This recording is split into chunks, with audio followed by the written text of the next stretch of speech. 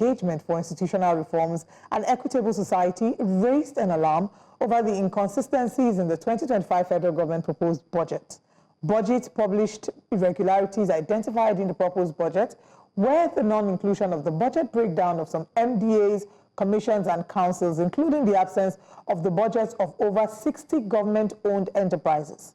This also includes the Nigerian Ports Authority (NPA), Nigerian Customs Services, Nigerian Maritime Administration and Safety Agency (NIMASA), among others, which he said were conspicuously absent from the 2025 budget.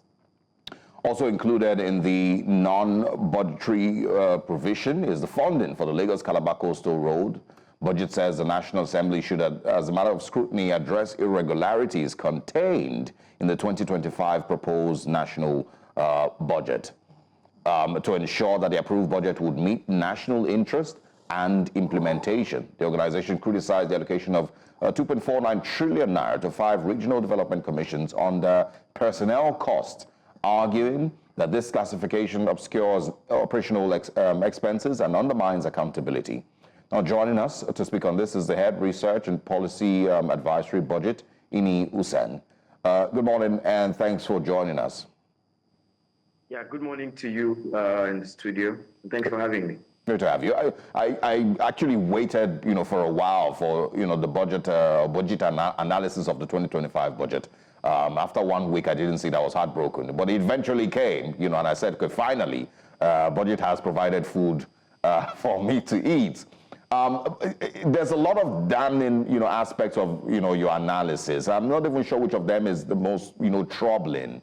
But for you, when BudgIT was putting that together, which of them stood out for you as the one that should disturb Nigerians the most in that analysis of the 2025 budget? Yeah, thank you. I mean, if you have worked long enough in this space, it's easy for you to get depressed and fatigued over these issues, because these are issues that we've been battling with, that we've been, bringing to the fore for the last couple of years. So sometimes you feel that you are beginning to sound like a broken record, because the evidence that you have provided in the past has not led to citizens' action, has not led to reforms, much needed reforms, that would help us in moving forward. If you remember the Senator Ningi saga in 2023, where it was alleged that sums to the tune of 3-something trillion were padded, were included in the budget, or the budget was padded to the tune of 3.2 trillion naira. As some other persons interpreted it as having 2 different budgets. But the truth is, if you look critically at the driving cause of that anomaly that occurred last year, which has happened almost every year in our recent history, is the fact that the federal government often classifies their budget into 3 broad categories. So you would often see the allocations to statutory agencies, commissions, and then the arms of government, like the National Assembly and the judiciary through the National Judicial Council. And you also have allocations to the ministries, departments, and agencies of government. That's the second layer. The third layer is now the allocations to the government-owned enterprises or public corporations, as the case may be. So these are entities that were set up to generate revenue on behalf of government. And so they generate the bulk of revenues that government utilizes in implementing the budget. Now, historically and up until now, what we see is that for the budgets of the ministries, departments, and agencies of government, we usually see a detailed breakdown of those budgets, from personnel to overhead to capital expenditure that those ministries, departments, and agencies intend to incur in a particular year. When you get to the statutory transfers, we usually see the breakdown of some entities that receive statutory transfers, and for some others, we see like a skeletal breakdown, and then for some, we do not see a breakdown at all. So if you look at INEC, for instance, the Public Complaints Commission, for instance, that receives statutory transfers, we usually see the breakdown of, the detailed breakdown of their budgets. When you move to the National Assembly, we see a skeletal breakdown, summaries of, across certain expenditure heads. But when you get to the National Judicial Council or the judiciary, it's a single aggregate line you see, no detailed breakdown. When you get to agencies like TETFund, it's a single budget line you see, no breakdown. When you now come to the GOEs, which are over 60 of them, including the Nigerian Ports Authority, NIMASA, NTA, Nigeria Postal Service, all of those agencies that were set up to run as a business and generate income for the country, the budgets, the detailed budgets of those agencies are usually conspicuously missing from the budget. And this was at the heart of the allegation that Senator Nengi made last year, because by the time you add up the details, you would see that the difference between the details added up and then the summary sum is that aggregate sum of the budget to the GOEs. But because some actors who play in this space do not understand that anomaly, it's very easy for you to classify that as items missing in the budget. And so we have been at the forefront of the advocacy towards having the federal government. So hold on. Just to confirm what you're saying, you're saying that those GOCs, like you mentioned now, that don't have budget figures in the budget, it's intentional. Well, I do not know if it's intentional, but it's definitely against the principles of budgeting. When you're submitting a budget, it has to be comprehensive, meaning that all of the revenues that you hope to earn, all of the expenditures that you hope to incur should be presented in that budget with a sufficient amount of detail that allows all the different stakeholders understand how exactly you want to allocate resources. I need to remind you that the budget process is a political process, right? That denotes the allocation of resources to satisfy interests across board. So if I'm a Nigerian that pays my taxes, that is meant to be levied on certain services, that is supposed to pay back the loans that government incurs to be able to deliver public services, I should know exactly how these resources are utilized and deployed across board. It is my right. You cannot shave my hair in my absence. So if you are looking at it through the lens of the principles of budgeting, it behoves on government that the details, sufficient amount of details, of the allocations to these agencies, ministries, departments, government-owned enterprises, commissions, as the case may be, should be well detailed in the budget. What used to happen in the past, and I do not have information on what is happening currently, is that when the president, presents the budget of the MDAs and the aggregate sums of the GOEs, and then it's passed into law and implementation commences, it's after that process that you now have a separate process happening between those GOEs and the National Assembly, outside the purview of the executive. So the executive would have started implementing the budget 3-4 months into the year. The government-owned enterprises are still debating their own budgets with the National Assembly, and of course, people are cutting deals. And mind you, the revenues from these GOEs are what the government is expecting to implement the budget. And so if you do not have as a central government the full view of what exactly these GOEs are generating and spending, how at the end of the day would your budget be credible? That's why year in, year out, you have shortfalls in these projections, because the process is not closely knit. It would seem as if different government agencies are running in silo, and there's no central clearinghouse for putting all of this in order. Now, like I said before, I do not know if that is the process as currently practiced. But across the different other issues that we have raised with regards to, the allocations to certain commissions, 3 commissions were established last year, I think. The Southwest Development Commission, the Northwest Development Commission, and Southeast Development Commission.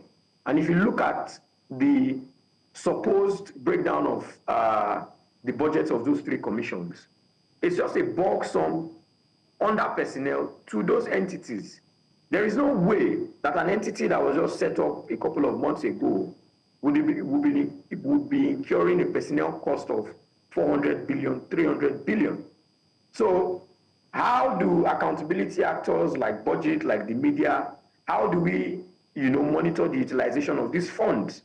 Yeah. How does the Office of the Auditor General audit the utilization of these funds? If there are no clear details as to how exactly these entities intend to spend these humongous sums. If I come lastly to the Lagos-Calabar Coastal Road, we have been on this for almost the past 2 years.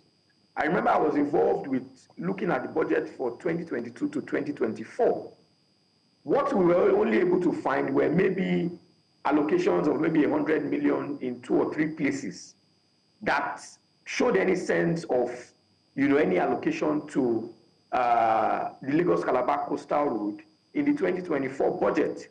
But the substantial sum, because mind you, the financing arrangement that the government deployed for this project sort of ensures that government has a counterpart funding. As it is today, we do not know the exact cost of that project. We do not know what government's counterpart fund in that project is. We do not know how much it has spent so far in that project. We do not know what is left to be spent. We do not know what the recoupment arrangement is for the investor. Would the roads be towed? For how long would they be towed? All of these details are what is missing with regards to that project. And we think that for a project of that magnitude, and then the impact that it seeks to have on the country and its economy, that these details are provided to the public. All right, and I do think that it's very important, especially because we look at the coastal highway was a project that has caused and still causes a lot of debate, in some corners a lot of discomfort to individuals and businesses, and yes, a lot of clarity is needed in that regard. I'd like you to speak about the insertion of 447 insertions in the budget that has then amounted to a staggering 2.24 trillion. I mean, in your article, you detail there that in 2021 budget observed that 5,601 capital projects were added to the appropriation bill during the review process. In 2022, it increased to 6,462, and by 2024, 7,447 insertions. What do these insertions look like? So the Constitution, sort of gives the National Assembly the powers to appropriate funds, but it doesn't define the extent to those powers. In some jurisdictions like the US, the powers are unrestricted. The National Assembly or Congress can completely rewrite the budget. In some other jurisdictions, there's partial restriction, and in some other jurisdictions, there's no restriction at all. But in the Nigerian case, there's no clear definition as to the extent of those powers. And the National Assembly, in very recent history, has relied on that lacuna, because I call it a lacuna, to now, sort of arbitrarily appropriate funds in the budget. So when the executive submits the budget for review, and assent and passage as the case may be, we noticed that between 2021 and 2024, there were incessant insertions in the budget. If you recall, when the president was going to sign the 2023 budget into law, he made a statement. He said, this budget is unimplementable because the National Assembly have inserted over 6,400 projects in the budget. And the nature of these projects is such that, one, there are certain projects that ideally shouldn't be the obligation or the responsibility of the federal government. Why should the federal government be sinking a borehole in my community or my village? What is the role of the local government? What is the role of the state government?